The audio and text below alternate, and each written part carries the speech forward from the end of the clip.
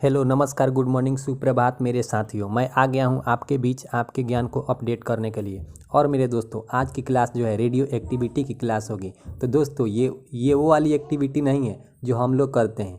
ये तो हमारे कुछ तत्व हैं जो अलग अलग प्रकार के एक्टिविटी करते हैं। तो आज हम उन लोगों की एक्टिविटी को पढ़ेंगे क्योंकि उनसे सीधे सवाल हमारे एग्ज़ाम में आते हैं। तो उन लोगों की एक्टिविटी को जो हमारे तत्व हैं, जो हमारे कुछ तत्व हैं जिनकी परमाणु क्रमांक 82 से अधिक हैं, वो अलग अलग प्रकार के एक्टिविटी करते हैं, जिसके कारण उनको पढ़ना हमारे लिए बहुत ही ज़रूरी हो जाता है। तो दोस्तों यह क्लास किसी भी एग्ज़ाम के लिए जैसे railway, SSC, PCS, UPSC, BPSC जो है, पटवार कांस्टेबल, जिसके अंदर भी जीके आती है उसके लिए रामबाण साबित होगी। तो उम्मीद करते हैं कि ये क्लास जो है आपको पूरे समझ में आएगा और ये इसका पहला क्लास होगा जिसमें हमने 20 प्रश्नों को लिया है और इसके साथ ही इसके सारे फैक्ट्स को हम जानने का भी प्रयास करेंगे। तो अगर आपको इस क्लास की PDF चाहिए तो यहाँ टेलीग्राम चैनल लिंक यहाँ @PCM हेल्प में जा करके और अपने टेलीग्राम चैनल में सर्च करेंगे @PCM हेल्प और वहाँ से इसका PDF प्राप्त कर सकते हैं। तो दोस्तों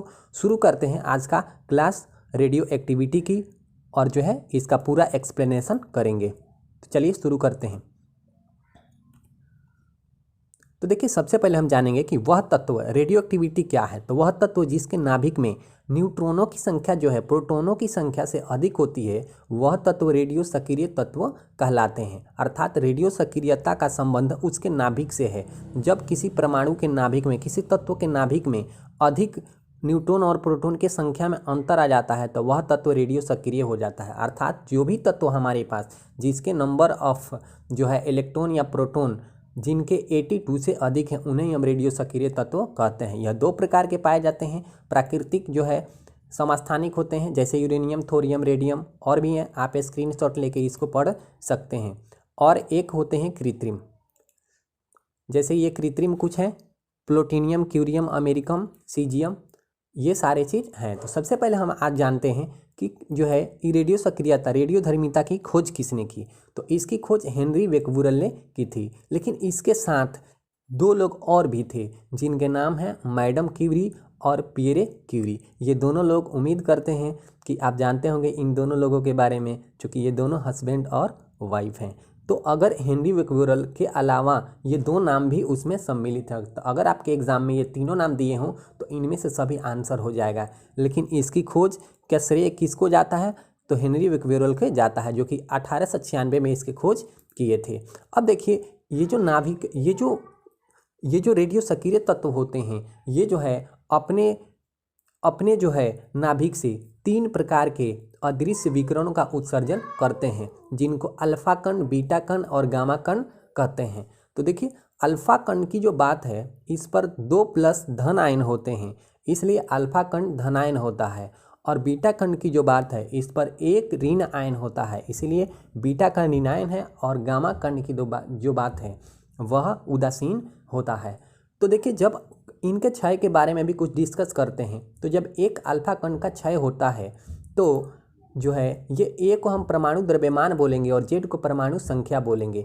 तो जब एक अल्फा कण का क्षय होता है तो 4 परमाणु द्रव्यमान में कमी आ जाती है। परमाणु द्रव्यमान में 4 की कमी आ जाती है, जबकि परमाणु संख्या में यहाँ जेड देख रहे हैं इसमें 2 की कमी हो जाती है। अब जब एक बीटा कण की जो क्षय होता है, एक बीटा कण का जो क्षय होता है उसमें ए में कोई परिवर्तन नहीं होता है। आप ध्यान रखेंगे ए मतलब परमाणु द्रव्यमान में कोई परिवर्तन नहीं होता है, तथा परमाणु संख्या में 1 की क्या हो जाती है? वृद्धि हो जाती है। तो इन दोनों बातों को आप ध्यान रखेंगे। तो चलिए शुरू करते हैं आज का पहला प्रश्न। तो आज का पहला प्रश्न है हमारे पास कि रेडियो धर्मिता की खोज किसने की थी। तो अभी अभी हम लोगों ने डिस्कस किया है कि रेडियो धर्मिता की खोज जो है कौन? हेनरी बेकबुरल ने की थी। तो इसका राइट आंसर क्या होने वाला है? बी हो जाएगा इसका राइट आंसर। अगले प्रश्न की ओर चलते हैं। अगला प्रश्न है हमारे पास, रेडियो सक्रियता किसका गुण है? रेडियो सक्रियता किसका गुण है? तो देखिए रेडियो सक्रियता का गुण जो है परमाणु के नाभिक में उपस्थित होता है, जिसके कारण उनके न्यूट्रॉन और प्रोटॉन में जो है उनके संख्याओं में काफ़ी अंतर आ जाता है। तो रेडियो सक्रियता का गुण किस में हो जाएगा? नाभिक में हो जाता है। तो इसका राइट आंसर डी हो जाएगा। अगले प्रश्न की ओर चलते हैं। अगला प्रश्न है हमारे पास, रेडियो सक्रिय परिवर्तन में भाग लेता है। तो देखिए रेडियो सक्रिय जो है परिवर्तन में जो है परमाणु के नाभिक ही भाग लेते हैं। तो इसका राइट आंसर ऑप्शन नंबर क्या हो जाएगा, सी हो जाएगा। आइए अगले प्रश्न को देखते हैं। देखिए किसी परमाणु, अगला प्रश्न है, किसी परमाणु के अस्थायी नाभिक में प्रोटॉनों की संख्या होती है। तो देखिए अभी अभी हम लोगों ने देखा था कि जो है न्यूट्रॉनों की संख्या जो होती है वह जो होती है अधिक होती है किसके, प्रोटॉनों की संख्या से। तो यहाँ देखिए यानी प्रोटॉनों की संख्या क्या होती है, कम होती है न्यूट्रॉनों की संख्या से। तो इसका ऑप्शन नंबर आप सी में देखेंगे तो यही बात लिखा हुआ है कि प्रोटॉनों की संख्या होती है न्यूट्रॉनों की संख्या से क्या होती है, कम होती है। तो यही बात लिखा है। तो इसका राइट आंसर ऑप्शन नंबर क्या हो जाएगा, सी हो जाएगा। आइए देखते हैं अगले प्रश्न को। अगला प्रश्न है रेडियोधर्मिता की यूनिट है। तो देखिए रेडियोधर्मिता की यूनिट जो है क्यूरी होती है, क्योंकि आप अभी अभी सुने थे कि मैडम क्यूरी और जो है पियरे क्यूरी जो कि पति पत्नी हैं उन्हीं के नाम पर जो है, उन्हीं के टाइटल के नाम पर इसका जो है रेडियोधर्मिता की यूनिट रखी गई है। तो इसका आंसर क्यूरी हो जाएगा। और जो है बाकी इन तीनों के बारे में भी जान लेते हैं। तो एंगस्ट्रॉम जो है डिस्टेंस का मात्रक होता है, वेवलेंथ का मात्रक होता है, लाइट के वेवलेंथ का मात्रक होता है। कैंडेला जो है लाइट इंटेंसिटी ज्योति तीव्रता का मात्रक होता है, जबकि फर्मी भी लेंथ का ही मात्रक होता है। आइए देखते हैं अगले प्रश्न को। अगला प्रश्न है हमारे पास, रेडियोधर्मी तत्व किसका उत्सर्जन करते हैं। रेडियोधर्मी तत्व किसका उत्सर्जन करते हैं। तो इसका भी हम लोगों ने डिस्कस किया था कि ये तीन अदृश्य, ये ध्यान रखिएगा दोस्तों, ये तीनों जो विकिरण है अदृश्य है, दिखाई नहीं देते हैं। तो ये अल्फा बीटा और गामा विकिरणों का उत्सर्जन करते हैं। अगले प्रश्न की ओर चलते हैं। अगला प्रश्न है हमारे पास, अल्फा और बीटा किरणों की खोज किसने की थी। तो इसका राइट आंसर हो जाएगा रदरफोर्ड ने। देखिए एक बहुत अच्छी बात है कि तीनों जो इसके कण हैं, अल्फा कण है, बीटा कण है और जो है ये वाली गामा जो कण है, इन तीनों कणों की खोज जो है, इन तीनों कण यानी कि इन तीनों किरणों की जो खोज है वह जो है किसने किया था, वो रदरफोर्ड ने ही किया था। तो इसका राइट आंसर क्या हो जाएगा, रदरफोर्ड हो जाएगा। अगले प्रश्न की ओर चलते हैं। अगला प्रश्न है हमारे पास, किस वैज्ञानिक ने गामा किरणों की खोज की थी। तो जो है इसका भी राइट आंसर क्या होने वाला है, बी हो जाएगा, रदरफोर्ड, क्योंकि तीनों किरणों की खोज जो है रदरफोर्ड ने ही की थी। आइए देखते हैं अगले प्रश्न को। अगला प्रश्न है हमारे पास, निम्न में कौन रेडियो सक्रिय किरण हीलियम नाभिक के समकक्ष है। देखिए हीलियम का नाभिक जो होता है उस पर प्लस आयन होता है, उस पर कितने, 2 प्लस आयन होते हैं। तो आप जानते हैं कि अल्फ़ा बीटा और गामा किरणों में किस पर धन आयन होता है। तो आप बिल्कुल सही आंसर दे रहे होंगे, ए पर, अल्फ़ा किरण पर धन आयन होता है, बीटा किरण पर ऋण आयन होता है, गामा किरण पर कोई आवेश नहीं होता है। तो इसका राइट आंसर क्या हो जाएगा, ए हो जाएगा। आइए देखते हैं अगले प्रश्न को। अगला प्रश्न है हमारे पास, नाभिक से निकलने वाले विकिरण में किसकी वेधन क्षमता सर्वाधिक होती है। देखिए वेधन क्षमता की जो बात करें तो सबसे ज़्यादा जो है गामा की होती है, उससे कम जो है बीटा की होती है और सबसे कम जो है अल्फ़ा की होती है। और देखिए वेधन क्षमता, जिसकी भी वेधन क्षमता अधिक होगी उसका द्रव्यमान कम होता है, उसका द्रव्यमान क्या होता है, कम होता है। यानी अगर पूछा जाए कि सबसे कम द्रव्यमान किसका होगा तो इसका गामा किरणों की होगी। और वेधन क्षमता पूछा है तो जिसकी द्रव्यमान सबसे कम उसकी वेधन क्षमता सबसे अधिक। तो गामा किरण इसका क्या हो जाएगा, राइट आंसर हो जाएगा। आइए देखते हैं अगले प्रश्न की ओर।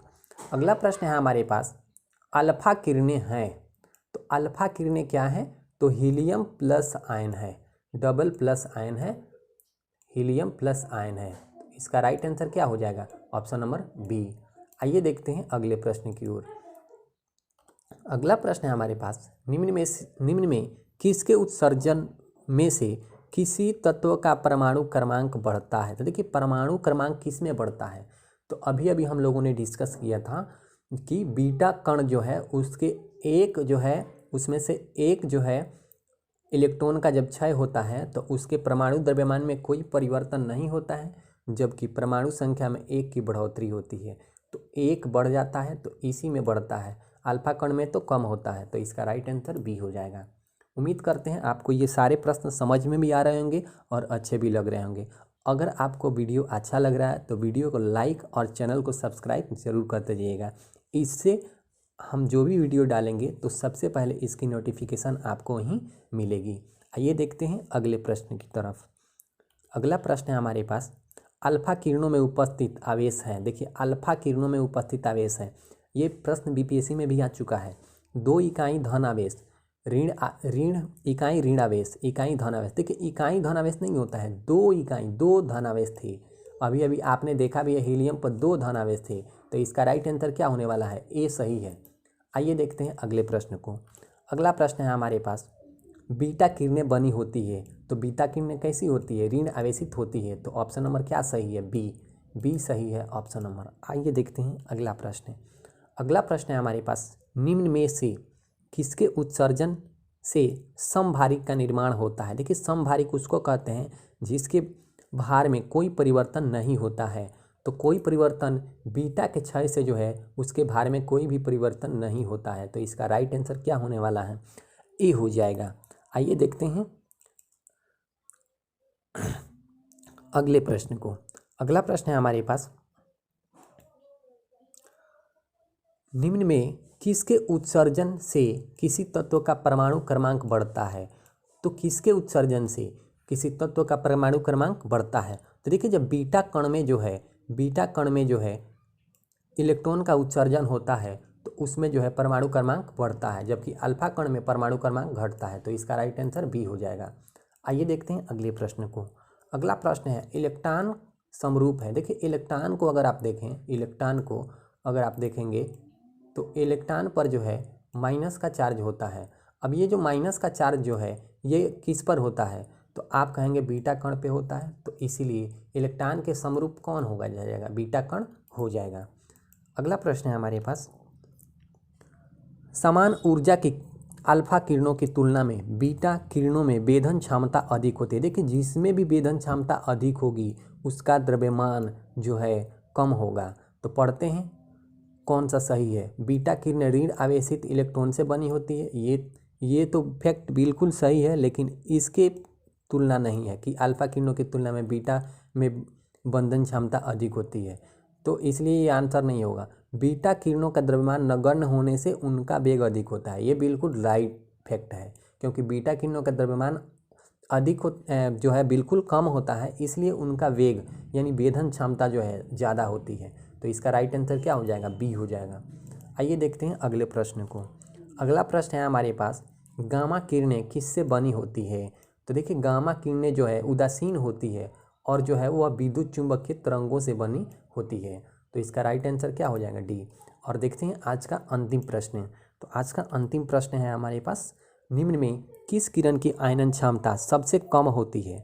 किस किरण की आयनन क्षमता सबसे कम होती है? तो देखिए जिसकी भी द्रव्यमान सबसे अधिक होगी उसकी आयनन क्षमता सबसे कम होती है। तो इसका राइट आंसर क्या हो जाएगा? अल्फा किरण की आयनन क्षमता सबसे कम होती है। तो उम्मीद करते हैं कि ये सारे प्रश्न आपको अच्छे लगे होंगे, और अच्छे लगे हैं तो हमारे चैनल को सब्सक्राइब ज़रूर करते जाइएगा। और फिर मिलते हैं अगले वीडियो में इसके और भी ढेर सारे प्रश्नों को लेकर, और उसको भी सारे को डिस्कस करेंगे। उम्मीद करते हैं कि इससे जुड़े हुए जो हमने महत्वपूर्ण फैक्ट्स बताए हैं उसमें आपको पूरी समझ आई होगी और सारी चीज़ों को आप ध्यानपूर्वक सुने होंगे। तो थैंक यू, मिलते हैं अगले वीडियो में, तब तक के लिए धन्यवाद।